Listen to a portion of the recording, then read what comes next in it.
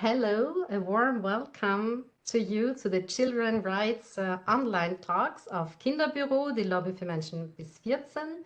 My name is Katja Hausleitner and I'm hosting this online session today. Kinderbüro is an embassy for children's rights in Styria, in Austria, and we are based in the city of Graz. That's the second biggest city of Austria.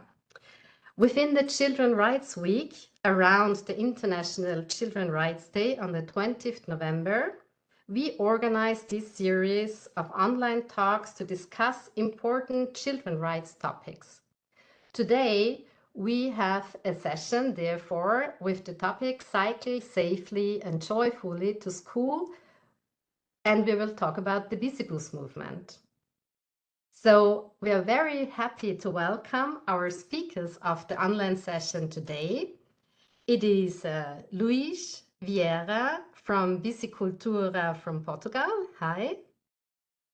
It is Gemma Simón Mas. She is PhD student on children's cycling at the UAB, Universitat Autónoma de Barcelona in Spain. Hi. And then there is Simone Feigl from Radlobby AG Steiermark. That's the cycling embassy in Styria from Austria. Hi. Hi. And then there is Simone Makel from Bicibus, Germany. Hi. I'm very happy you joined all together. Philipp Schober, who was announced for this session today as well from Radlobby Austria, is ill, so he cannot join today. So, before we start, I would like to mention some organizational points.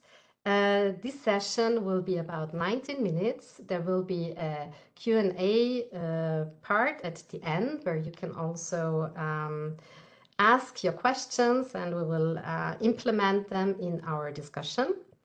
And the session will be recorded, as mentioned at the beginning, so please turn off all the time your microphones and your cameras as audience so that we're not recording you. So as I mentioned before, your questions are very welcomed because there are a lot of people who are also organizing Bicibuses in the audience. So we are very happy you all are participating from the different countries. And for sure, if you do have any special experiences or special questions, please use the chat. Yeah, and so what are we talking about today? It's about the Bicibus. The Bicibus is a big movement that started a couple of years ago and popped up in different countries in the world and also in Europe. And for those who don't know the Bicibus so far, so the Bicibus is a bike bus, so a kind of bus, a collective that goes with bikes to school. So a group of children, for example, with their parents, or when it's organized by school, with teachers or with other companies that are organizing a bike bus, they're going in a protected, safe way to school. And so today we will see then a lot of different ways how that could be done. And we will also get from Gemma an overview of all the concepts, how they developed over the time. In the end, there will be 2 discussion rounds for us. First, we will focus on the main topics. So what is important for a successful Bicibus? We will put together and collect all our experiences. And in the second round, we will talk about what are the impacts of the Bicibus. How can we profit? How can children profit? How can school systems profit from the bike bus? And what has that to do also with the transport systems of the city? So I'm very happy that you're all here, and I'm looking forward to everything we will discuss today. So at the beginning, as I said, we have a really nice round from different Bicibus initiatives or from the science part. And I would like now you, dear speakers, to introduce you very shortly from which part you are coming and from what point of view you will approach the discussion today. And maybe we can start with Simone Makel from Germany, please. Hi. Yes, hello everyone. Thank you for your invitation, Katja. I'm very grateful that I can join this round today. I'm Simón. I'm located in Frankfurt. I'm living there, and 2 years ago I've started the initiative Bicibus Germany because I realized that this is a key factor for our children in the future. And so, I initiated the Bicibus in Germany and as well in Frankfurt. So I'm really grateful to join today. Thank you. So let's go to Simone Feigl from Austria. Yeah, hello. So I'm Simone and I'm located in Graz, and I will give an input from the Bicibus Graz perspective, but also from the Bicibus perspective from all over Austria, at least that what I know of. And I'm responsible for organizing the Bicibus in Graz in partnership together with you, Katja, as the Children's Rights Office. I hope this is the English translation of your NGO, with you as the Kinderbüro in Graz on behalf of the city of Graz. Yeah, thank you. Thank you.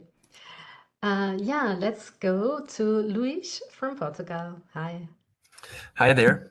Thank you so much for your warm invitation. It's very nice to see you all and have the opportunity to discuss things internationally. So I'm a part of a cooperative enterprise, which is called Bicicultura, translated to bike culture in English.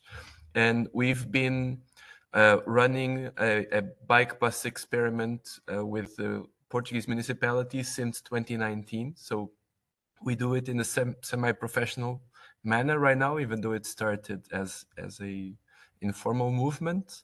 And I'll be here talking about our main program in Lisbon, which is the most long-lasting, but also about other initiatives that we've come up with in other cities in Portugal. So let's keep in touch. Thank you. So, dear Gemma, it's yours. Okay, so thank you, Katja. I'm Gemma Simón Imaz, and I come from the research group of City Lab Barcelona in the Institute of Environmental Sciences and Technology in Barcelona, Universitat Autònoma. And so I will be giving an overview of the bike buses because that's the study that we've done and that we can add here. So I will be adding this more research perspective to the bike buses. And thank you very much for inviting us. And I'm sure this will be a very interesting talk. Thank you. So, for those who don't know a bike bus, maybe there is somebody in the audience, we thought let's start with a film. There was made a short film from BBC World from the Shawland bike bus, who cannot participate today. It's from Scotland, and they have a very nice magic button in the bike bus. And so there are also, it's an overview about a lot of bike buses in Europe and in the US, I think. So maybe it's a good start to start with the Bicibus itself.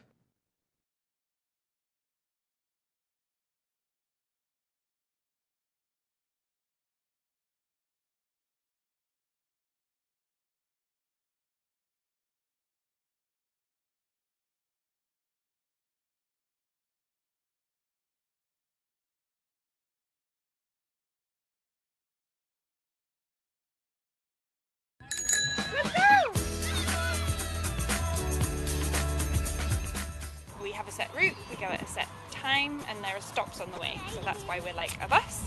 We started really small. We were just 5 families, and now we average about 50 to 60 of us.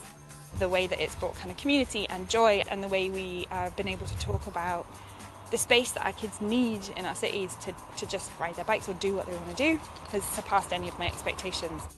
I love the bike bus because I can chat with my friends and it's a fun way to get to school. It's good for your body and it's also good for the environment. When I get to school, I don't get sleepy anymore. The first time I went on the bike bus, I was a bit nervous. I thought, there's a lot of children here. Some of them are really small. Surely people are just going to be crashing into each other. This is a bit terrifying. But actually, all the kids know they just have to keep a bit of space around them. The grown-ups are between the kids and the traffic. And actually, it's fine.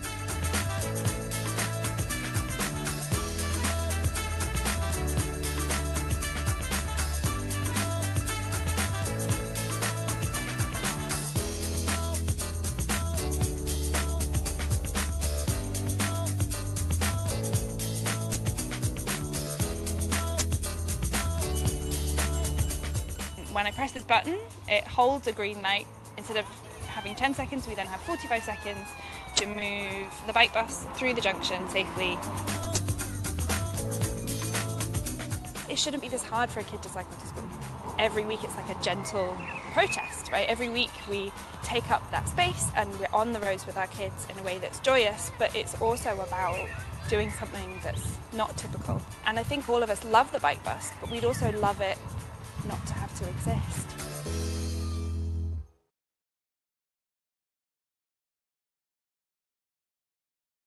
Yeah, it's always nice again to see this film, I think, and this magic button. We already had a discussion in Graz about that, in the city of Graz, and unfortunately in Graz the system is not fit for this magic button, so no perspective for that.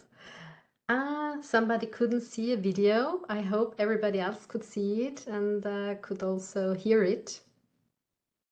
But we will give the link in our notes at the end of the talk, so it will be recorded and publicated, so you can see it anyway afterwards if you couldn't see it now. Now, I want to hand it over already to Gemma. She's so nice and will give a short overview of the Bicibus concepts in the next 10 minutes for us. And therefore, I will share your presentation.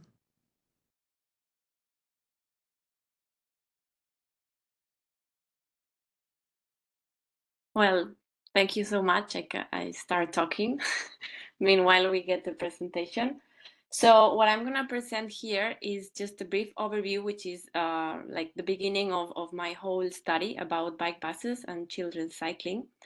So the goal with this overview was to find out what information we had about bike buses, when they started appearing, and how they evolved until the present moment, but also how they look like, how long they are, what are the characteristics, how they organized. So for doing that, I did qualitative interviews. So I had the chance to meet some of them and interview them, ask them questions, but I also did a survey.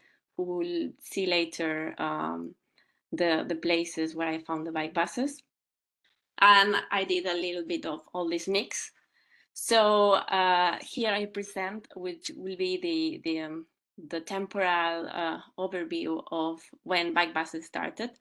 So, well, this is also a very difficult task because I'm very sure I didn't catch all the bike buses that existed, but this is as much as we could do with all the evidence and interviews that we had.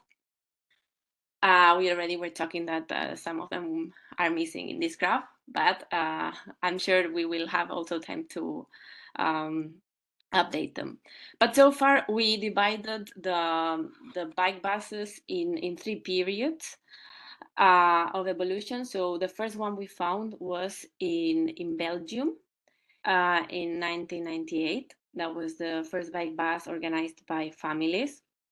And until the 2014, we say this is the first period where we only see scattered initiatives in different parts of the world,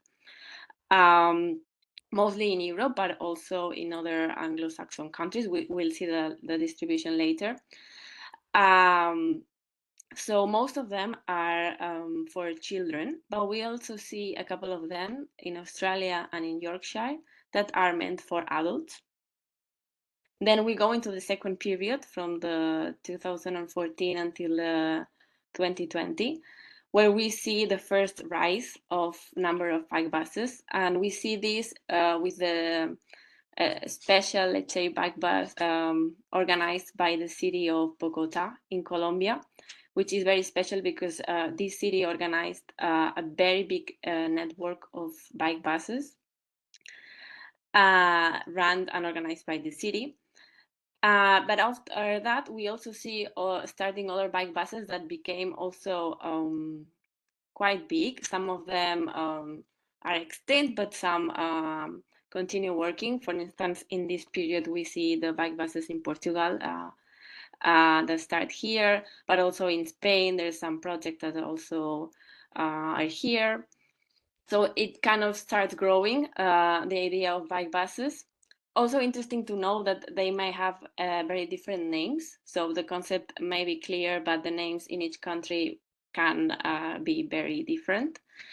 But the third period, from the 2020 until the present, we see the second like scalar leap. We see a very huge increase, and we place the start in the cities of Vic in Catalonia and in Barcelona, because there they started promoting and posting these bike buses through social media, and they also caught the attention of the news and all this. So it really made the concept known to other countries, and it inspired in many other countries after this. So now in the next slide, we see how is this distribution around the world.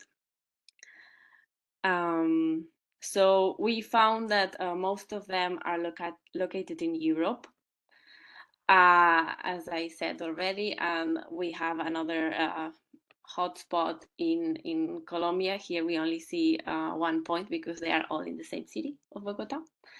And then the other region where also holds a lot of bike buses is the US. So probably those are the places which have more bike buses, but it can also be, of course, that there's more that we couldn't find. But I think this gives an idea. We also see in the literature that those are the places who have bike buses reported, but also walking school buses, which is a similar concept by walking.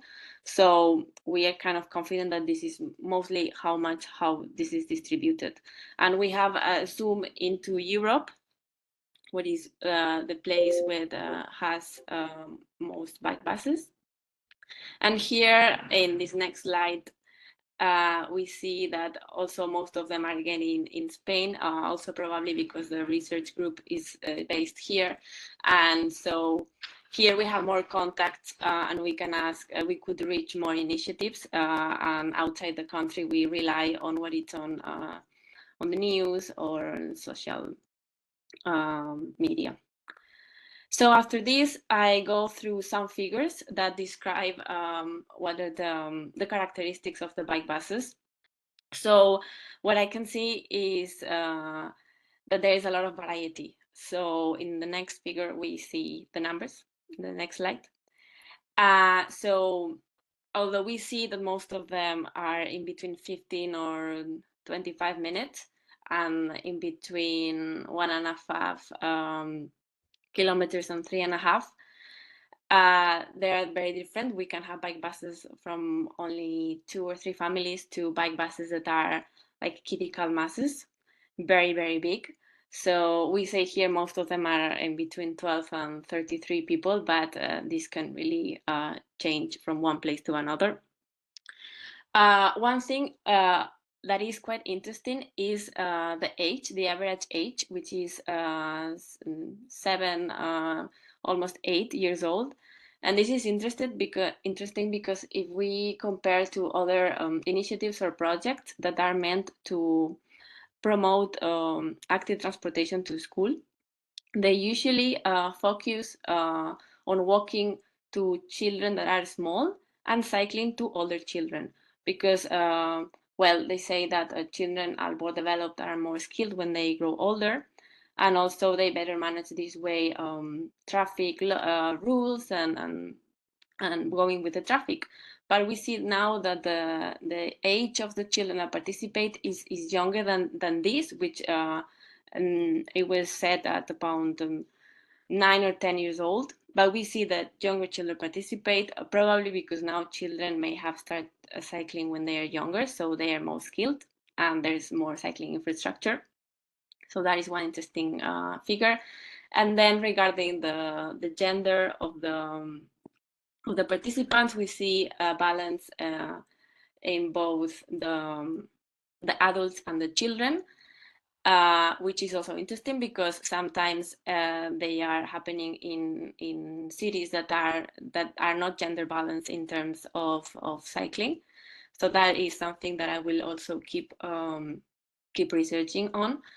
And I have other characteristics of the bike buses in the next slide, where we see that almost 75% of them happen on the road, which is very interesting because they are not using cycling infrastructure, which could mean that the cycling infrastructure is not well fit for children cycling, but it could also have this meaning that in the video Joe said it's also a gentle protest, which means that by cycling on the road, we are also, well, we know children.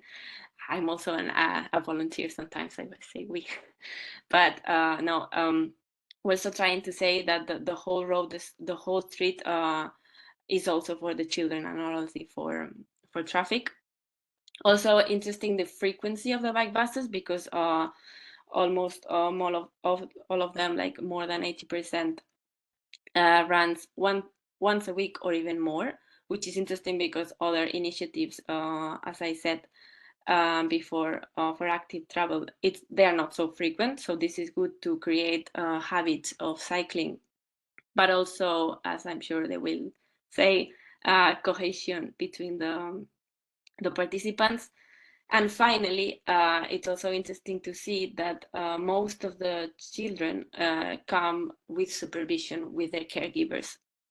So this could be an opportunity if we could have marshals or other ways. But right now, 73% of the bike buses are composed with children that go with their own parents. So this is just some overview.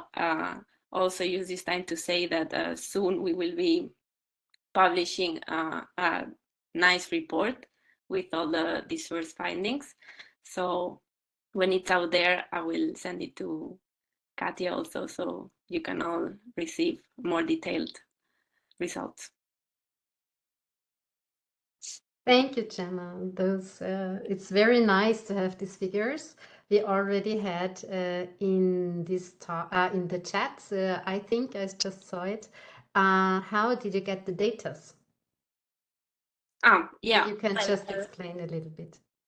Okay, I said I made some interviews, some bike bus organizers in some different parts of different countries, but also here in Spain.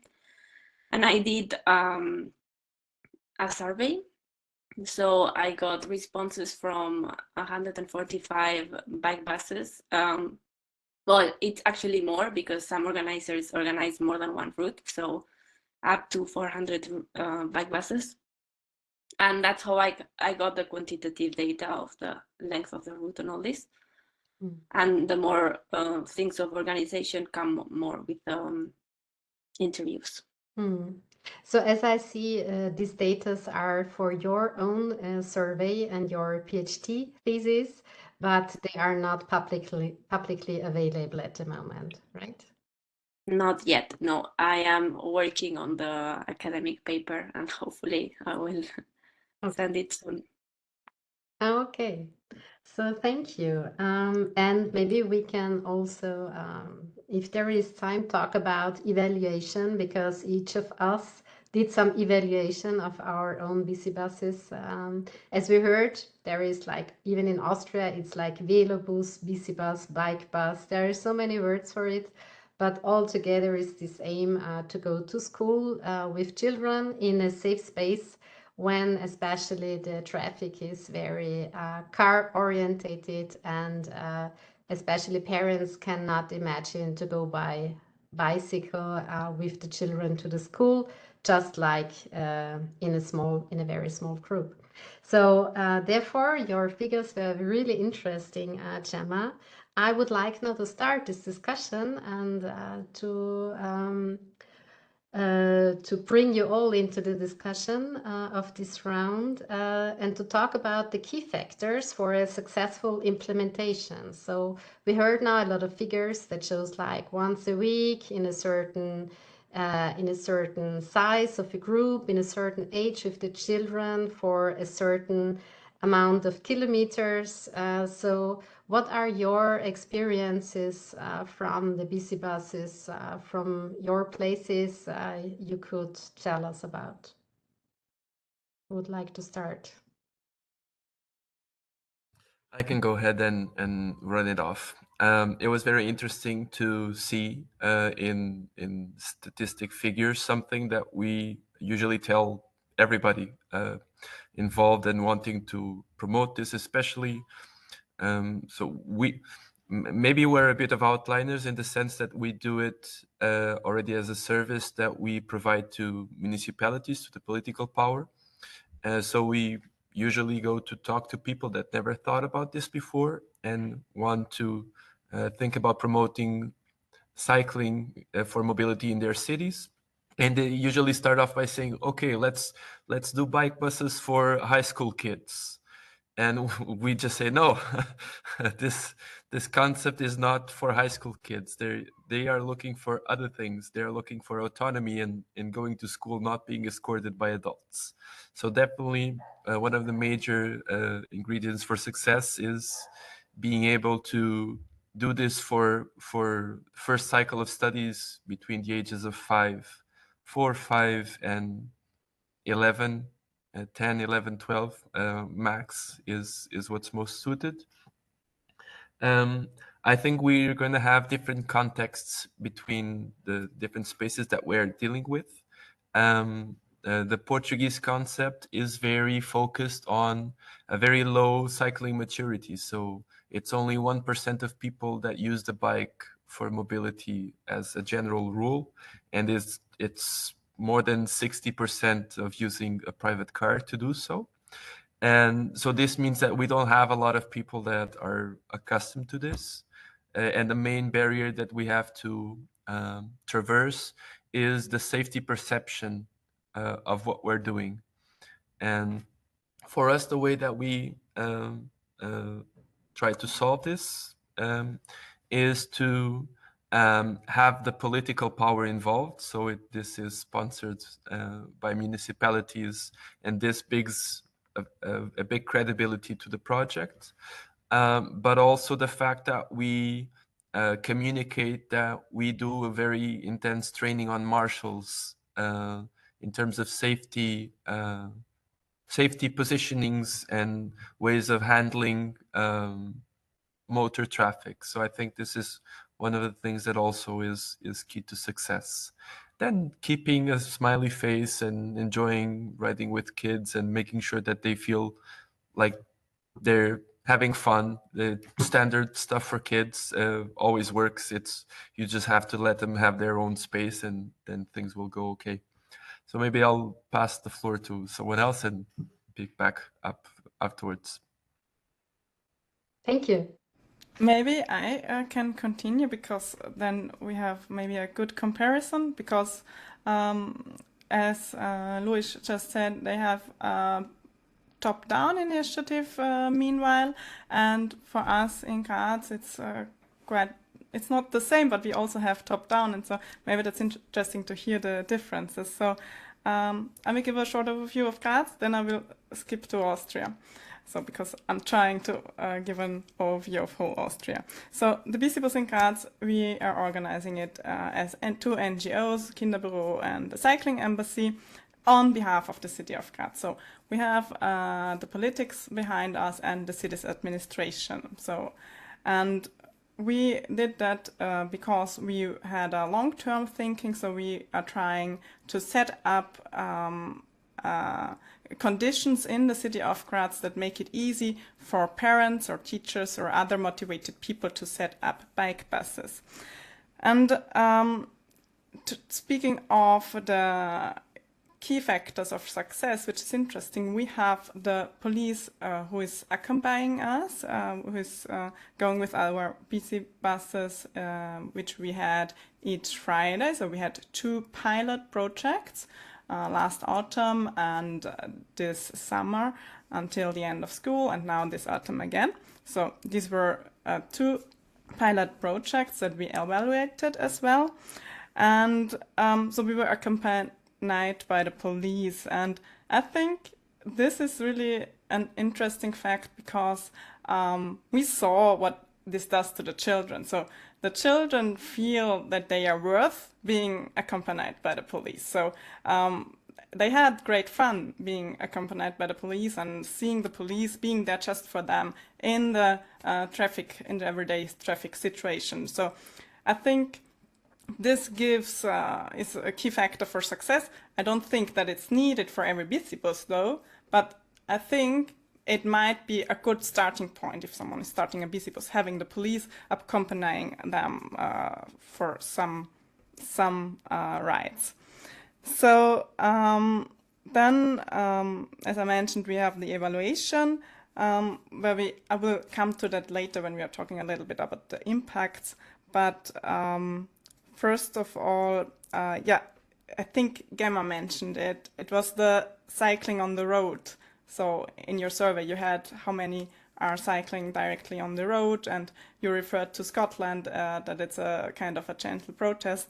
And this was interesting because we, in the city of Graz, we have the situation, we have a totally different starting point from you, Luis, in Lisbon, because we have a bike share already of 20.3% in the modal split, and we have quite a lot bicycle traffic infrastructure compared to Lisbon.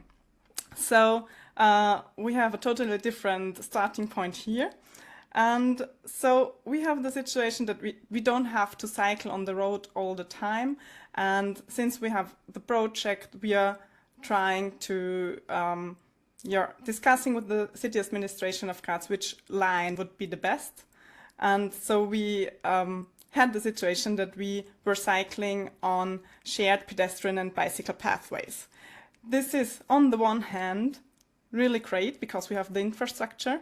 On the other hand, for Bicibus it's difficult because what's happening then is that we have not like this bulk of Bicibus that is going, but we have a really, really long line of people cycling, children cycling in the Bicibus on the pedestrian and bicycle pathway. And this is changing the atmosphere.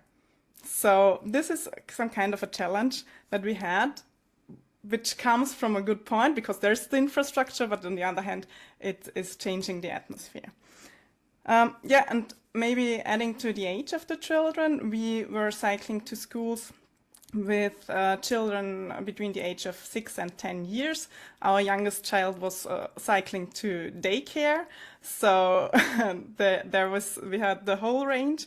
And Gemma, I can just approve your figures that you mentioned from the 1.5 kilometers to the 3.5. So we had all for our lines, and we had around 20 minutes rides. Yeah. And so talking about the Bicibuses in Austria, I can see that we have lots of people in the audience that are coming from Bicibuses from Austria. I'm happy to see you all here. And so you might be the experts now, so please, maybe later in the discussion you give detailed inputs. But so what's interesting there, we have Bicibuses that are going monthly, we have Bicibuses that are going weekly, and we have Bicibuses that are going daily, which is really great. And they are continuing, as far as I know, right now during the cold season. This is so far from my side. I can go into detail a little bit later. Thank you. Thank you. So I will hand it over to Simone from Germany. Hello. Yeah, the key factors, as already mentioned before, maybe what we need and what we experienced here talking out of Frankfurt especially is that we always need a kind of a role model for the kids. Means that parents are keen to to ride their bike, or teachers, something they see on and can experience what positive movement the bicycle riding is. We see in Frankfurt we started having the bike bus set up with police, because as Simone mentioned as well, it is a security reason. Also, when you start a new bike bus, to make the parents more comfortable when it comes to supporting and similar to the critical mass that is also supported by the police. We have Germany-wide scene. We have only one bike bus in Berlin who is able to ride the bike bus without police. And the reason for that, it's quite simple. And we're trying to do the same in Frankfurt sooner than later, I hope so. But it's very simple, because the kids need to get trained on the bike to ride parallel, two together. There is one bike bus movie, I think it was from Shoreland Bike Bus, from the Scottish colleagues. They ride perfectly. They ride in rows. They ride two children together, supported by the individual parents. And this makes the whole structure so safe that they do not need the police anymore. That's what we've been told, and especially in Berlin, I'm very proud that they have managed that. And maybe it's also a reason, and how can we say, the space you have in the cities. It's always also a reason to take the support by the police. In Frankfurt, for example, we have quite, the streets are tight, they are quite narrow, so there is not much space between each side of the street. Means there's really a narrow street where the children need to go through, so it's even more important that they can really ride proper their bike, and they are able to stay close to each other and ride together, very compact. When we talk about Germany, we have one maybe kind of an advantage due to German rule on the streets. We have a so-called Verbandsrecht. This means we have a collective right. Means if you are more than 15 people who want to ride your bike as a group, you do not you are seen as a bus. Means you have special rights. You can pass the traffic lights, even they are red. For example, you start green, passing the street on traffic light green, then the traffic light is moving to red, but you've seen as a whole a bus. Means you can ride through it without stopping. Nevertheless, we are almost all bike buses in Germany are supported by adults. Means, for example, we have the ADFC, the German Allgemein Deutscher Fahrradclub. We have the VCD supporters, or other parents, Radentscheid, Verkehrswende in Leipzig. So there are different type of supporters with the to ride the bike bus. In Germany, in the meanwhile, we have started, Gemma, your analysis. I think there were 4 or 5 in Germany. In the meanwhile, we are almost 15. So it's not a trend. It's really a movement, and more bike bus initiatives coming and asking questions. Oh, how can we start? And for example, I just received an email from Düsseldorf where one mom asked me how to start a bike bus, and we try to give advice, and that's what we've seen ourselves. We are starting the bike bus in Frankfurt, and we're doing support to other initiatives who want to start one in Germany. And yeah, the most important topic, as I said, I just can repeat myself. It's really, you need to get parents, the parents who really want to ride a bike and who have children at school, and then it's going, because those are the drivers. They can start, initiate and mobilize other parents to ride with it, even there are just 1 or 2 families. But in the end, they start with 2, 3 children. In the end, they are 50. Yeah, this is what we experienced so far. And yeah, during the life of the last 2 years, where we started with the bike bus and BC bus initiative, in the meanwhile, we are quite supported as well by the police, not by in supporting the bike bus itself, but also when they do the education at schools, the children, when they teach them to ride their bike. In Germany we call it the Fahrradführerschein, the biking license that they have to get in school in the 3rd or 4th class. They see the bike bus as a really, really big benefit when it comes to prevention in terms of, okay, the children are more safe because this is the bike bus is a, how can we say, a low threshold movement, sports, day-to-day, how they ride their bike, and to be active on the bike. And this is really quite a big change in thinking, because in the beginning they were like, oh, bike bus, this is too dangerous on the streets, and yeah, we are worried about. And in the meanwhile they say, well, this is the one thing the children have that day-to-day practice on the street, in traffic, in a safe, hidden area. Yeah, that's Thank you, Simone. I just want to interrupt you very shortly because you're already in the impact, and I just want maybe a short time stay at the successful key factors, if you allow. So it was a really great overview already about your movement in Germany. You mentioned as a key factor motivated parents. So as a key factor, I want to give you back this question: what is the key factor for a good communication to reach all those parents, to gain those group? Because maybe you have different experiences. Is there like one family that just connected with another family and they started bottom up a Bicibus just by themselves? But what would you say for the audience is a key factor for the communication part, for the motivation, for finding each other? What would you say to that question?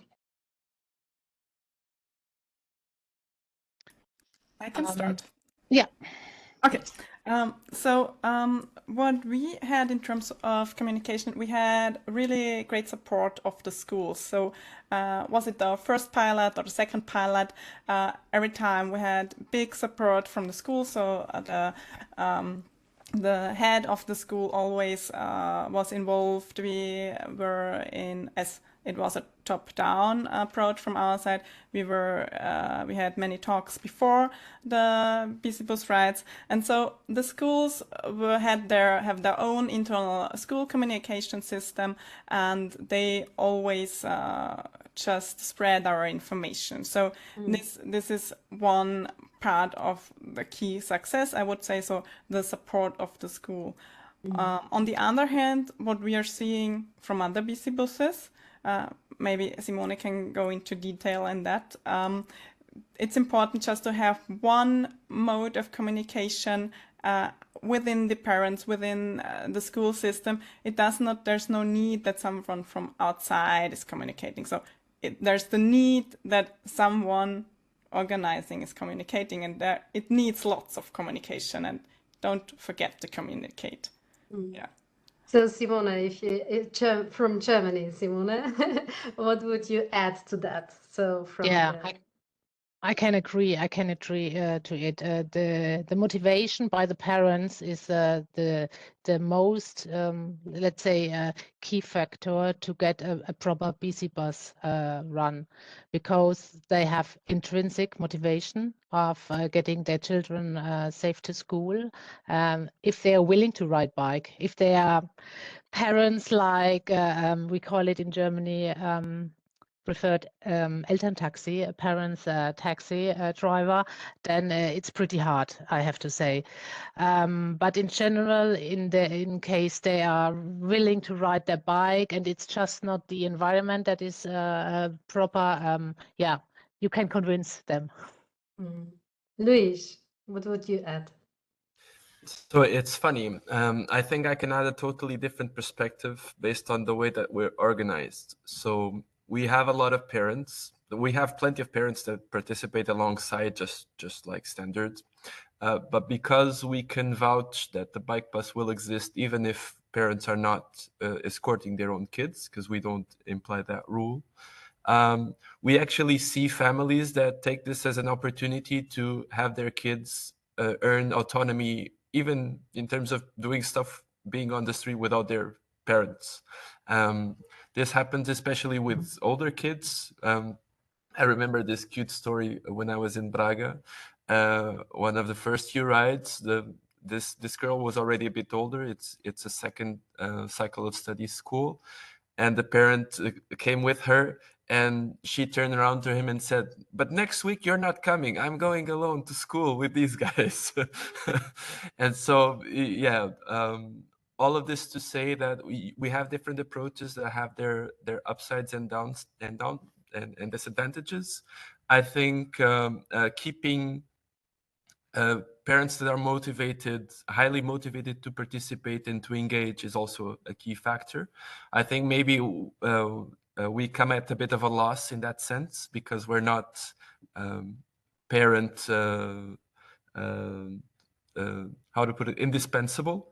And so if you are parent indispensable, you also get a bit of ownership in terms of what you're doing. But we get maybe the ability to have people that don't really ride a bike, but their kids start doing it.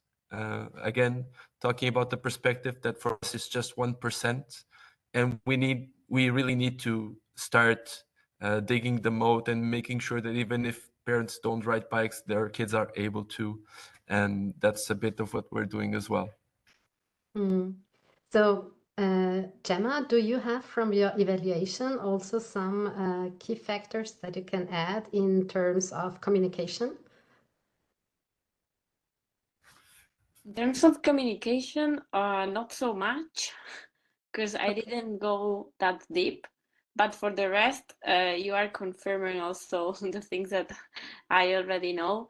I already know that I found out thanks to the research.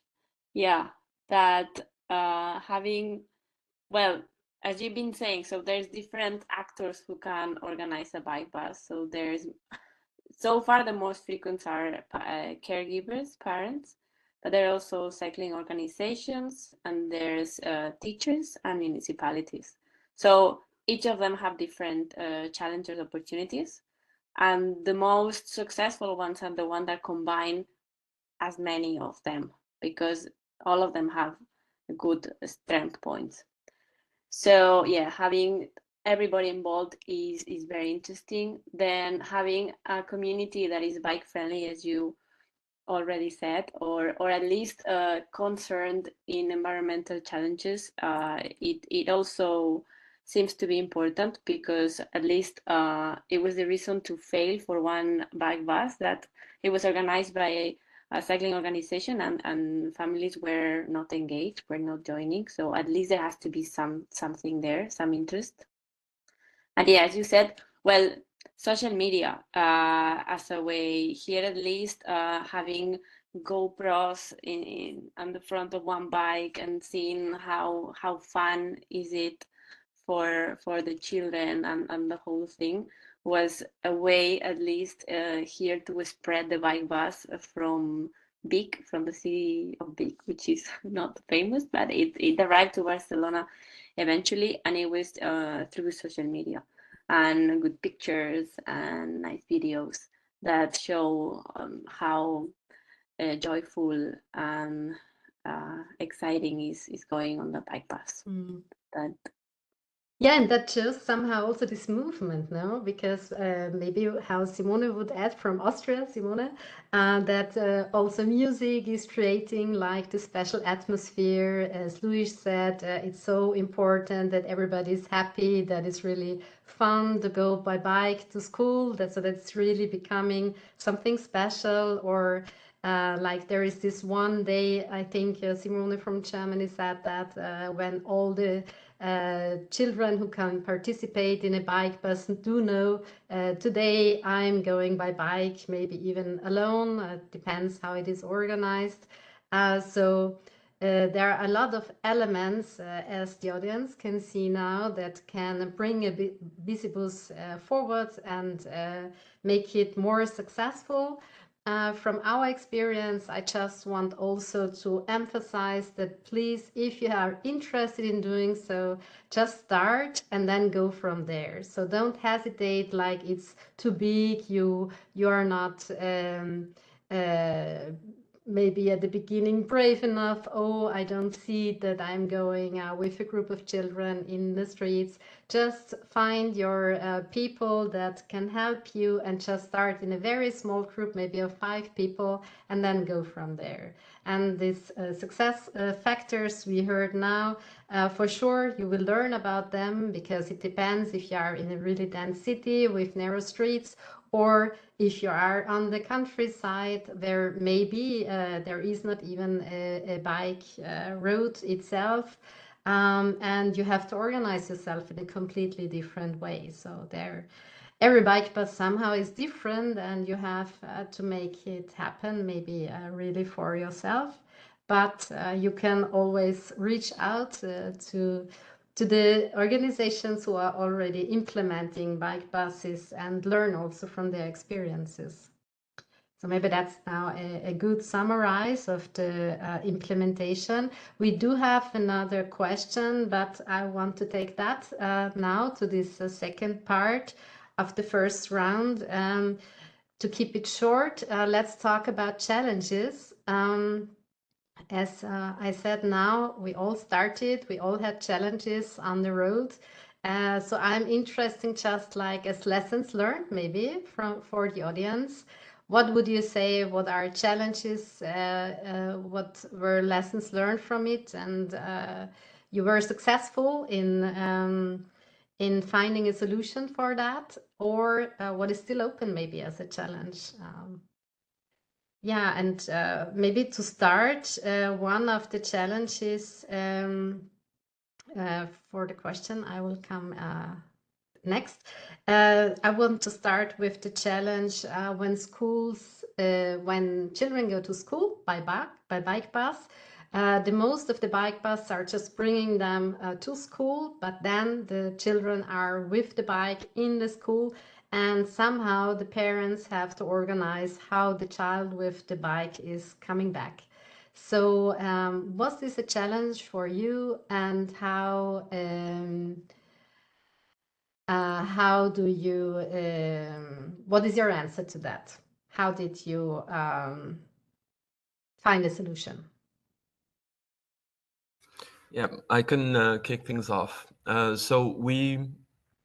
There's only one case in which we actually have a going back bike bus late afternoon. It's also like trial and error.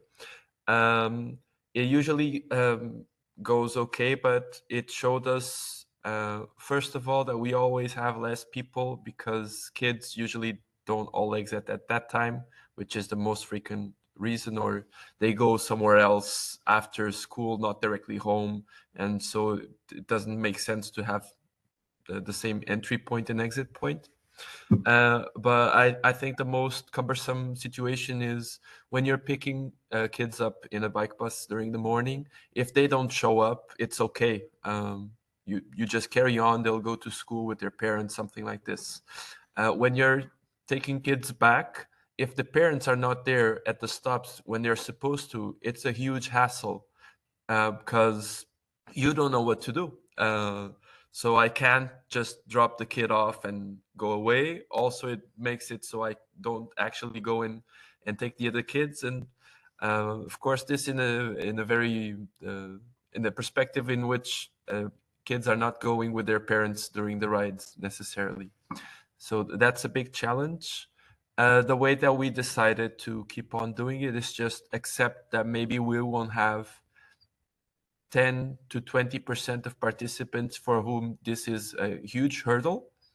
The other way around is this makes it so we have a much deeper indirect effect in cycling, because we do have a lot of kids that never went to school or back, but they start going back from school to home with their parents on the bike bus day.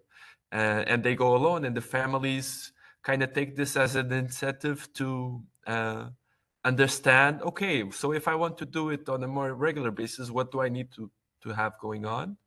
And it's usually a much nicer time for families, because during the morning they're in a rush to get to work and to do all of the stuff that have to do. During the afternoon, they're more prone to taking their time and thinking about this as an extra activity. So I also see this not necessarily as a challenge of people not participating, but as an opportunity to bridge the gap for everyday use. Yep. Thank you. So maybe one of you, Simone from Austria or Simone from Germany, what would you say? What would you answer in a very short way, please, because we already are very forwarded in time. How can you deal with the challenge of going home with the bike at the end of the day? Okay, Simone, it's okay if I start? Yeah, okay. Go ahead. Yeah, Luis already mentioned, pointed out the reasons why there mostly is no way back home with the bike bus. So these are the same reasons for us, of course. So what I think what's important is to transparently communicate with the parents that there won't be a way back, and also pointing out the reasons why it cannot happen. And I come to our evaluations. So we asked how they got back to school, to their homes, and we found out that they can arrange it. So they managed to get back home somehow. So they use the totally diverse modes of transports, so that they have some are going by the public transport, some are picked up by their parents by car, unfortunately, but it's okay. So the children had the possibility to go back to school and have the experience, and then they are picked up. Then some are pushing their bikes on their way back home, or some are picked up by their parents by bike. So we have the whole range, and they manage to organize. It might be a little hurdle, for, as Luis mentioned, for the entry point, but nevertheless they can manage. I want to point out one small village in the eastern region of Austria, in Burgenland, in the county of Burgenland, which is Breitenbrunn, and there they are having a Bicibus with a way back home. They can manage it because it's a small village, and it's about 5 families that are working together, and that's working. But I think it's exceptional. Thank you. Yeah. I'm just talking about Frankfurt. In Frankfurt, we have most of the kids are in a kind of a daycare after school. So the person in charge, they grab their bikes and take them to the daycare, and from there, parents will pick up the children in the afternoon, ride by bike back to home, or have a walk. I mean, we are not talking about long distances. Here in Frankfurt, we have maybe around 2 to 3 kilometers. That's not far away and easy to handle.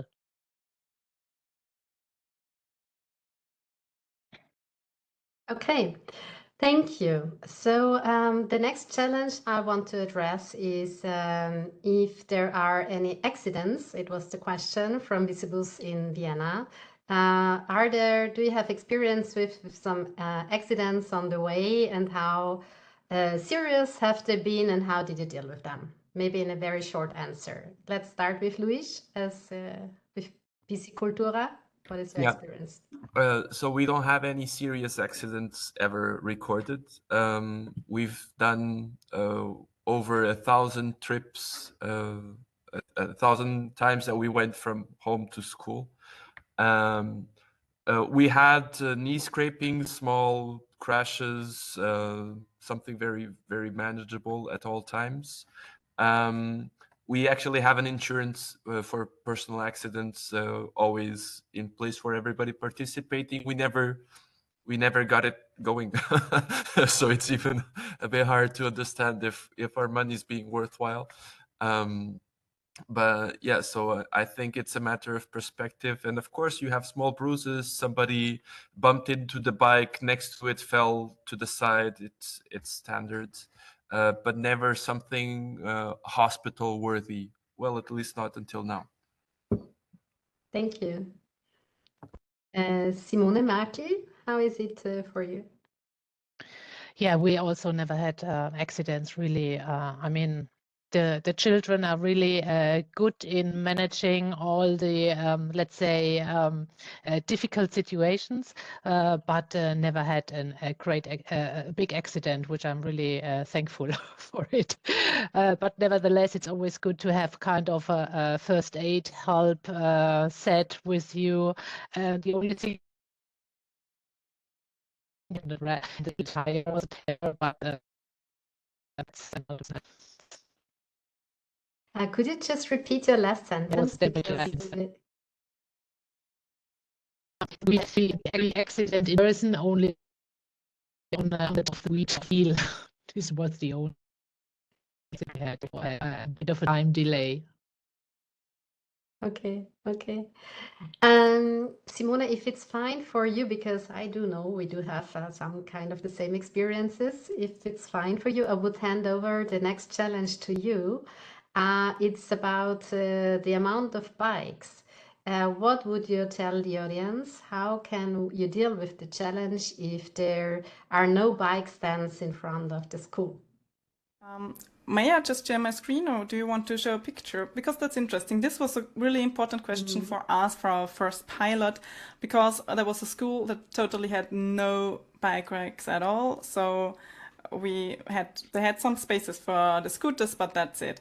So the head of the school was eager to close the whole parking lot, which was dedicated to the cars of the teachers. She communicated very well. It was all fine with the teachers, but nevertheless we had some space, but no bike racks. And so I came up with the idea to have a little chain that you can see on the left of the picture. It's about a 60-meter chain, which we locked with a little lock, and so that the children could lock their bikes within this chain. So it's a kind of temporary solution. And until the headmasters of the school manage to get their own bike racks, and it's often not only their own decision, they are often dependent from the city administrations in that sense. But we have this temporary solution, The next question, so maybe this challenge is working fine with questions from the audience. I will hand it over to you immediately, is about how do you deal with subscriptions? So maybe here we will start with Luis. As I mentioned before, we all start from completely different points in this Bicibus movement. And Luis is from Bicicultura in Portugal, for all those who came to the audience later. I also see Ricardo already is in the audience, but he is just not visible as he's no speaker today. But he is a partner of Luis, and they together can talk for sure a lot about the advantages if you're doing it top down and in your organized way. So maybe you can start answering, Luis.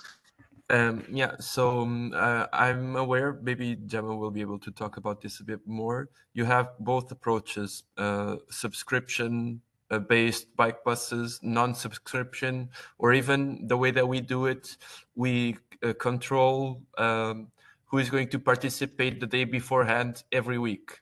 And we do this because we do not want to force parents to be able to have to escort. And this means that we need to know how many kids are going to participate. So we know how many adults we need to have minimum in order to ensure that it's safe. And usually we do a ratio of 1 to 4, depending on the situations. We can adapt it a bit, but like for every 4 kids, you need to have at least 1 adult with training to escort them. And this is pretty much the standard. One of the advantages, trying to also answer a bit of the other question, one of the advantages of having a subscription-based system is that you can adjust as much as possible the route when you're planning the route for kids. I think we probably have longer routes on average than what you were mentioning earlier. So it's very standard for us to have 30 minutes of bike bus. I think that's our average timing. And it's very important for us to have subscription in order to make sure that the route that we're planning it fits the kids that are going to participate. Yeah, and so from the other side, from bottom up, or also top down in Graz, for sure it's a bit different. It's differently organized. Could you give us just a short overview how you managed the busy buses from your cities? Simone Macri, maybe you will start. Very short. Yeah, we do have also kind of a subscription. I mean, it's easy for us to have a day before management to just be on the safe side when it comes to support by parents, by supporters, and makes it easier for planning. And especially when it comes to a weather change, what we experience in our busy bus starting last year in November, where we had almost snow and ice, and we really had on short notice, okay, we go. It's dry and the streets are clean, no snow on it. Let's have a start. And it's easier to reach out just for safety reasons. And therefore, I just want to say a side link. You in Frankfurt, you do have a summer bike bus and a winter bike bus, right? Yeah, basically we started in winter last year, so we said the darkness, it's no reason not to ride the bicycles, and we have to say it was really a big experience and most fun, because riding in the dark, it's really incredible for the kids. And from this year on, we are also very glad we got a company called Sigma Sport. They are supporting us with lights for the children, and so every bike bus received a package with lights on it, and it makes it just easier and secure.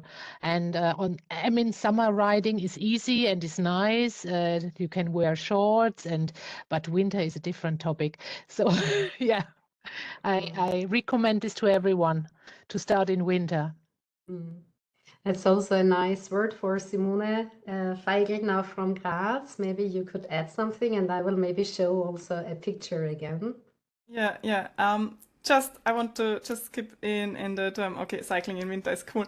I want to tell you a short story. We had in autumn 2022 from our first pilot. Our last ride was when it was raining cats and dogs, and several children took part. We were surprised how many children came with their parents, and then we were there all soaking wet, and a child asked me, "Are we going to cycle next week again?" So the children don't care about the weather. So thank you, Simone, for pointing that out. And we also had really foggy times when we were cycling, as you can see on the picture. We were lucky. There was a company next to the school that was really supporting and giving away the vests for the children, the reflecting vests, because they were also a little bit sick of the parents' taxis that were in front of the company. And so they were totally supporting the bike bus. Your question was on the subscriptions. Maybe I can come to that, because it's different for us. We never had any subscriptions, but we had the rule that parents or at least one caregiver had to be there with several children but it had to be someone. And since we had already this threshold or this hurdle for joining, we said, okay, anybody can join anytime when they want. We communicated that from the beginning. We were communicating we will have the Bicibus every Friday, so everybody knew that. And so that was clear for each weather we are going, except for dangerous weather. So, but everybody knew there will be the Bicibus each Friday and they can join. So we tried to remove the threshold, and that's why we had no subscriptions. Thank you. Gemma, I'm sorry, Gemma, is there anything you want to add from your studies too? Well, no, I think there was mentioned already all the types that I know also of. So yeah, here more in Barcelona area is more organized by caregivers. So they also always have to come with a caregiver. Therefore, they don't have to say in advance if they're gonna come. So they just show up and the group starts. Sometimes wait because they arrive a little bit later, but and then they join along the way if they are late. And well, regarding the weather, here in Spain is much milder, but we feel the weather. We've been here having bike buses for at least 2 years, and people were saying no, winter. We see that in winter there's less participation, even though it may have to do anything compared to your places. But yeah, we do. But it's not a complete barrier for the whole bike pass. There's always people that always come. But yeah. Yeah, so also here we can see that it has something to do with the infrastructure. If you go on narrow streets or on broad streets, if you go on bike streets or within the traffic, and also if you are going the whole year or not. And as we saw, if the children are accompanied by their caregivers, or is it an organization, so that the children really have to be trained already in a certain way that they can follow the lead of the bike bus. Yes, now the time is running as usual. I really want to go to the next point of the impact. As we said, we are a movement. We are all happy if there are more trained kids on the bike that are going to school. We know that it really affects a lot of their daily life, of their capabilities of cycling, of seeing the world, seeing the city, of community. So maybe we can just dive into this topic, and I also can show some more pictures. Maybe I'm not showing anymore the videos, because we really can give all the links afterwards for all the audience, so you can see all these nice videos we all have afterwards. So I will start. I don't know who wants to start with the impact. What did you recognize as an impact on the children, on the school, on the transportation system, on the parents, about this start when going by bike to school instead of the car or the bus or walking?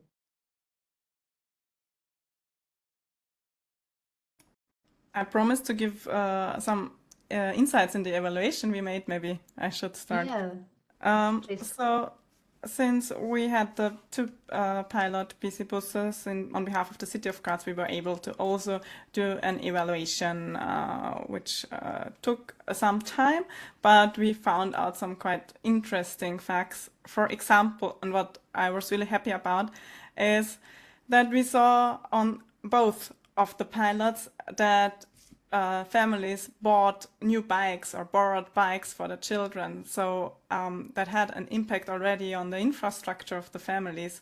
So not only bikes, but also helmets and other bicycle accessories.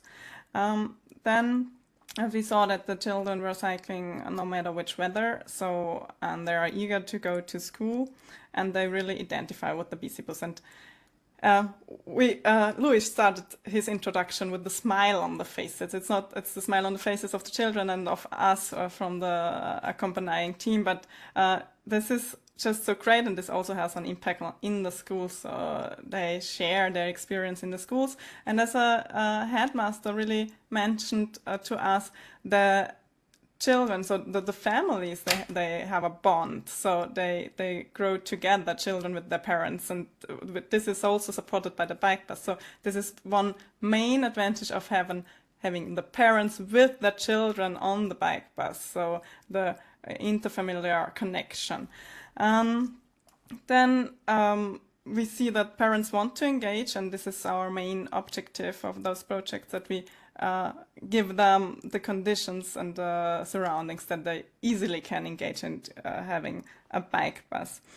One point that I want to point out, I have lots of different parts and impacts, but what I really would like to point out is also the traffic company, the public traffic company.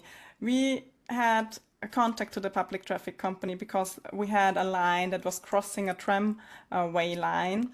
So we got in touch with them, and they were really supportive. They had a guide there at this crossing to make sure that the tramway is stopping in front of the bike bus if it's needed. So, and that opened a communication channel to the public transport communication also for lots of other different topics concerning a better cooperation or a better coexistence in the traffic between different modes of transport. So that opened to us as an NGO a new communication channel, which had an impact that we were not thinking of at the beginning. Yeah, and maybe on the bicycle infrastructure, the impact, as we saw it, talking to the headmasters, talking to the schools, that can change something in regards to the bicycle racks, for example. Also that the schools or the responsibles of the schools start also getting motivated to get in touch with the city administration. I have a few more points, but I will stop here because of the timing, so you can come back to me later if you want to. Thank you. Luis, what would you answer? Yeah, so for sure, this is a no-brainer in terms of solution. It triggers a whole bunch of aspects throughout society that it's very important to have people like Gemma doing this work so we can start measuring impact. So I'll talk a bit of the things for which we have some data on. One of the most important things that we're trying to offer is decarbonizing mobility, right? Making sure that people and families don't have to ride their cars to school. They can actually go by bike.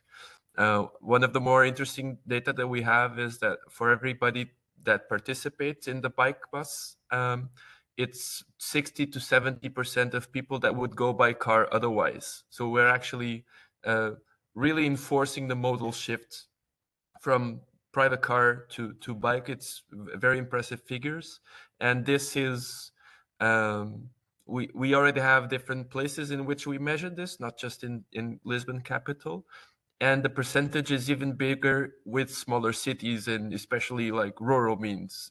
Then it goes to 80 to 90%, which is very impressive. We also know by surveying the parents that for every trip that the kids made with us to school, they went by themselves with their families 2 to 3 times more. So this also means that we are being able to be the trigger point in which families start to consider this in terms of long term. We have few but very successful cases of kids that left the bike bus because they were already too autonomous. They could go by themselves to school, and so they didn't need us anymore, which was a huge success. And this was very, very meaningful for us. Two additional impacts, which I think are noteworthy, are we are definitely starting to develop green jobs. So we're having people that start working on this full time and having the energy also to do other stuff and be participating in these sessions because we have the financial sustainability to do this. I think it's something that we need to do in terms of society. And something that we had to start measuring because of a specific funding that we got was how do kids' cycling skills improve as they are doing this on a regular basis, even though this is not a cycling class. Ricardo is here, he would be able to talk about it a bit more, but to give you in a nutshell, we tried to develop a methodology to assess basic cycling skills for kids and watch them at the first few times that they participate and then a second time, like 4 or 5 times after. And it's very interesting from a sample of 40 kids, they scored around 50% in the test. And then with the second evaluation, they scored on average 80%. So it's a huge, it's a huge increase in cycling skills because they're doing this on a regular basis. And how amazing is it that they are not going for boring cycling classes at the weekend, or they're just having fun and learning at the same time, which is something that I feel is quite incredible. And yeah, so that's it from my end. Can I just add, did you also have experiences from the public in regarding the bike bus? Because you were talking about the impact on the children, but it's also the other way around. So the bike bus has also an impact on the city. Did you experience that as well? Yeah, it's very common for us. This is something that we haven't measured, but it's very common for us to be tagged on public, on social media about, they don't even know, they think they're with teachers, and they're just going like, how is it possible that this happens in Portugal and in Lisbon? I thought this would be a no-brainer. We had a gentleman at a cafe that we passed by in Braga being like, never in my mind, I lived in Switzerland 20 years ago, never in my mind I thought that here we would have the same as we did over there, kids cycling to school, like absolute congratulations. And so this is also something very important. We're making noticeable that this change is possible. We're not sufficient, there's way more to be done, but we're showing that, oh, but this only works in the Netherlands. No, this can work anywhere else as long as it's set up. We don't even need flat places to cycle. We have a lot of routes that go up and down fairly steeply for kids. And this is just the beginning for the change in public opinion of how feasible it is to have a bike and ride in the city. Thank you. Simone Marche, so what could you add to the experiences? What were the impacts that weren't talked about maybe so far? What you could add to the discussion? Yeah, maybe I keep it short, but I can totally agree to Louise. The impact and what we realized from the Bicibus here in Frankfurt was that when parents together with children rode their bike, they realized on the first instance how fit their children are on their bike, either in positive or negative way. And then when they realized, for example, they are not really secure on their bike, they ask for help. So we developed a kind of a Bicibus parcours for the children, which we do on the weekend now on playgrounds, and we have made similar experience like Louise. There was one father come back to us saying his daughter learned in the last 2 hours more on the bike than in the last 6 months. And this is absolutely an important statement, which makes it really clear how important the day-to-day practice is. And Also, for example, when we're talking about the bicycle itself, when they do, when they realize that the bikes are too big. I mean, most times the children the parents they are keen to buy a bike for the next 5 to 10 years. And I mean, would you as an adult buy a car that is by far too big? Never. So this is something you have to highlight to the parents. You need a bike at this point in time and not in 5 years' time, because the smaller the bike is, the more comfortable the children are and the more secure they are on their bike. So this was also a highlight which parents do not really realize because they are not used to such topics. And yeah, the third point, it's the event itself, the impact on having fun on bike. As it before was mentioned, the music is keen. Music is such an important element for the bike bus. For example, we had 3 or 4 weeks ago, we had the bike bus, another one in Frankfurt, starting with the mayor. He was riding with rain, morning 7 o'clock with the children to bike. And when the first 10 meters, he said to me, Simona, this is something like an event. Is it always like this? And other parents came and said, is it that event? And they couldn't realize that with music it makes such fun, and this is this is important. And but the most important for me, as a former sports woman, it's really a study that has been carried out about 20,000 children in the age between 5 and 19 years old. That they realized if children have exercise, movements in the morning before they go to school, they have a concentration that takes 4 hours longer than without movement and without sport. And this plays a big role when it comes to the recommendation of the World Health Organization, which has a red alarm saying children do not reach the 60 minutes movements on a day-to-day basis. And what we always say is the Bicibus, this is low-hanging fruits for our children, because it's a low threshold movement exercise for the children to stay with sports. Thank you, Simona. This is really, really a very important point you added. And also from the children's rights perspective, as we are a children's rights organization that is hosting this session, I do agree totally that all these daily life movements in the children's lives are so important.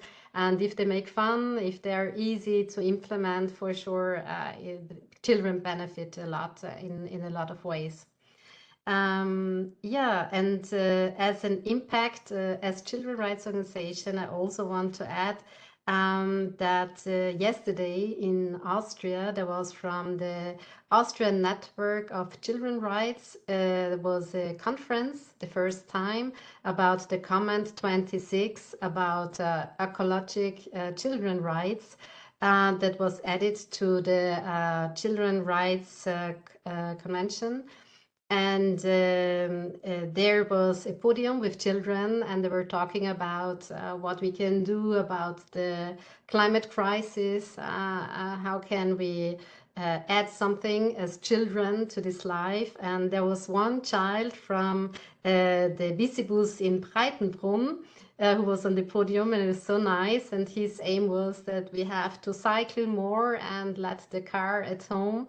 And he was talking about the Bicibus as one of the goals he and his family is aiming for, to contribute to this climate crisis and the mobility change that is necessary for it. So this was very nice that you can see that children really see that they want to participate, and that maybe is also a factor that they can contribute and they want to contribute to this movement as well.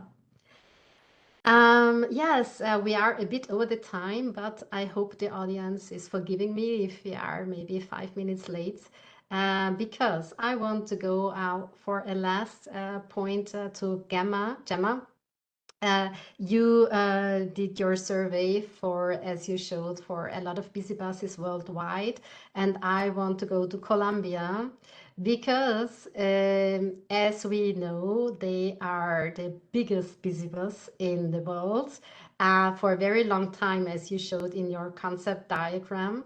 And I just want to know, do you know something about the impact this huge bike bus system had on the city, or even the motivation? Do you know how this was, what was the key success factor that this developed so in a huge way? Because that would be maybe interesting for the audience as well. Do you know something about that? You ask for the city of Bogota. Yes, exactly. Factor. Yes. Well, the thing I know that happened in Bogota was that this was, well, it was proposed by a cycling organization there, but the main point was that it was promoted and organized by the well, not ministry because it's in a city, but the Council of Education. So they had a good budget. Maybe it's not huge, but for doing this. So in this case, it was not for mobility, but it was from education. So it is a different context in there, and they have challenges to get children to school. So this was the strategy for children that were between 2 and 3 kilometers of the school. So I guess that lower than 2 kilometers they walked, or they had to promote that, and more than 3 they had to give buses, real buses. And this was the strategy for this other range. So while having a big budget and being able to have people pay to train them, so but it was very interesting. So it happened long ago, but they've told me, the people that I've interviewed, that it was very interesting because the routes were selected with the children. So they made maps and they made workshops, and the children were the one pointing out the places of the neighborhood that were more dangerous, and they didn't want to go through there, or they preferred other ones. And this scheme also includes the renting, long-term renting of the bikes. So in this case, children's families were given a bike for 1 year that they had to return in order to participate in the bike bus. Very interesting. So I don't know if there are a lot of data from Bogota available, but if anybody of you has the possibility, or maybe we all read then Gemma's PhD thesis, it's really interesting because it's, I think, over 100 lines in the city. For sure, it's a huge city with a lot of people, but there are other cities as well in the world who still don't have a bike bus, although they are so big. So it's really special that since such a long time, this bike bus system is so successfully, and you wouldn't maybe think of it in first hand that it's Bogota who has the biggest bike bus. So it's really interesting, and I just wanted to add this to this discussion. Yes, and so fast we were at the end of this discussion round. I want to close with you that maybe we make one last round, that you're adding like the 1, 2, 3 most important points you want to add to this discussion to close it. So what is the most important to think about when creating a bike bus, when making a bike bus successfully, or when maybe even motivating a city or a village to do a bike bus? What would be your most important messages at the end of the discussion? Let's start with Gemma. Okay.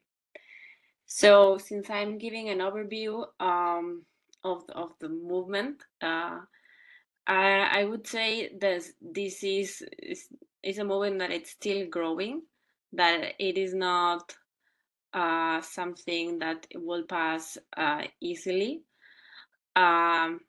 Although it's true that if it's fully organized by caregivers, a bike bus, that is, well, we have references that that those bike buses may eventually end.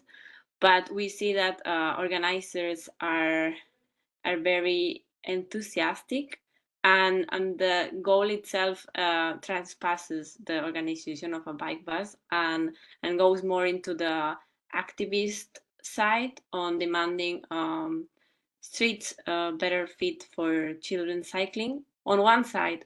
On the other side, I see other bike buses that go more through the training side and the skills developing.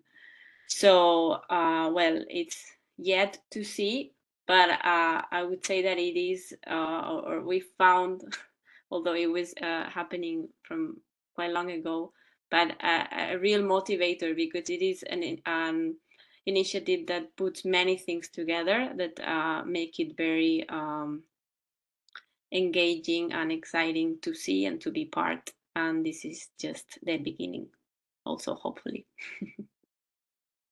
Thank you. Simone Make, please, your final points. Yeah, my most important or the final statement I have, and this is regard all topics that relevant for the BC bus or bike bus, is view and start the BC bus with children eyes. When it comes to route planning, when it comes to area specific topics. So really start the BC bus with children's eyes, looking out of children's eyes. And yeah, it's also important having a very positive welcome structure in place. So means taking the children on board, welcome the parents, and verabschieden, to let them exit nice and get them a nice start to school. And yeah, in the end, just do it. Every BC bus is an experience, and we learn out of every execution, and it's just do it. Thank you. Simone Feigl from Graz. Yeah, I have 3 points that I want to share with you. So first, don't be afraid. The Bicibus gets really broad acceptance also of car drivers. So cycling with children is everywhere received very positively. So don't be afraid of that. Then you don't need to be a lot. So we learned from Barcelona when we started, hey, they started with 2 or 3 families. So you don't need to have a really huge amount of children cycling.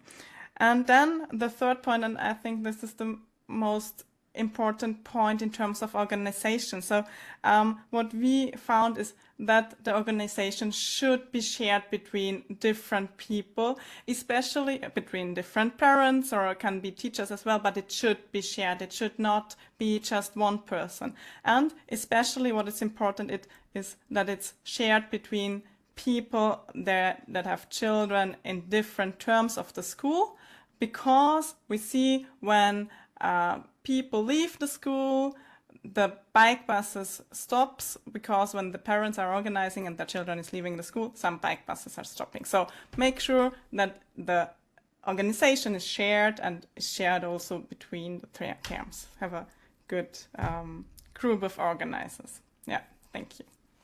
And, thank you. Sorry, and there's support. That's important. So you don't have to be alone. There are several groups that are supporting. So it's either the Ministry for Climate Action, Environment, Energy and Mobility in Austria that are working on some guidance on the Bicibus. Then it's the ASIS, or the Cycling Embassy, that is working on the Austria, that has some information on the website. Also the Kinderbüro and Agus Steiermark, and as well the city of Graz. So there is support from everywhere. So also Simone can also address that. So just get some support. You will find lots of support, because we all want to get the Bicibus running everywhere, and also popping up even more and more Bicibuses worldwide. So I think there are lots of people eager to support. Yeah, thank you. There was a question connected to that about brands and companies that can support the Bicibus. Maybe we will deal with that by email because it's so special depending on the country. So I will hand over to Luis. What are your final messages to this discussion? What is the most important points you want to tell us? Yeah, maybe the first one is the way that we started off, which is this is a non-stopping wave right now. So bike buses are just going to pop up, even though, regardless of what we do, which is amazing.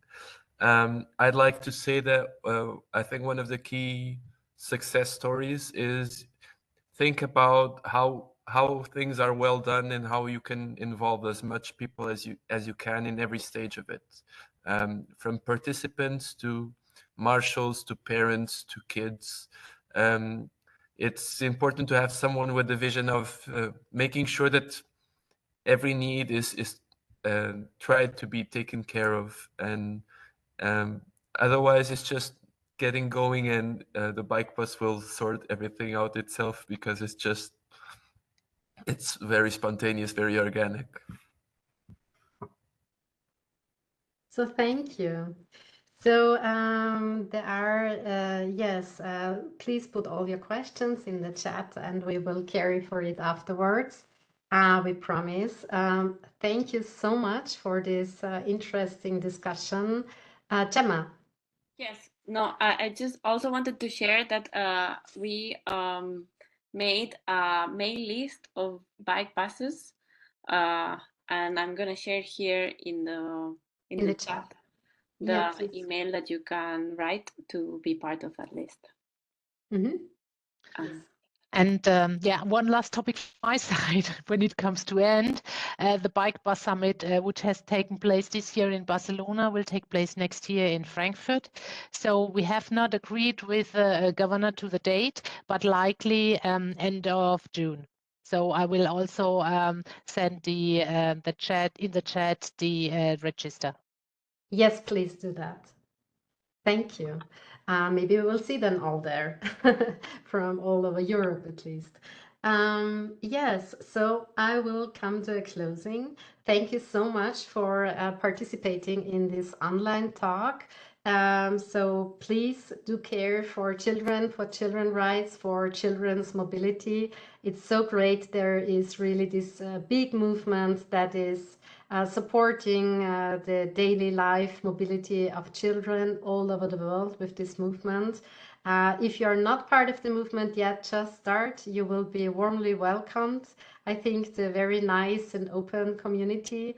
And yes, if you do have any questions on our website, www.kinderbüro.at, you will find the video of this talk, so you can forward it. You can ask all the questions. You will find the contact data from all the speakers in this online session. And so maybe we can also participate in networking of all the community that is growing and becoming bigger each year. So yes, thank you. And you see, I hope, Simone, did you already? Yes, Simone has the link there. And Gemma, did you put your link also inside before I'm closing? Oh, okay. Yes. So thank you. Hope to see you soon at one or the other lecture again, maybe from somebody else. Thank you that you participated. Bye. Thanks for organizing, Katja.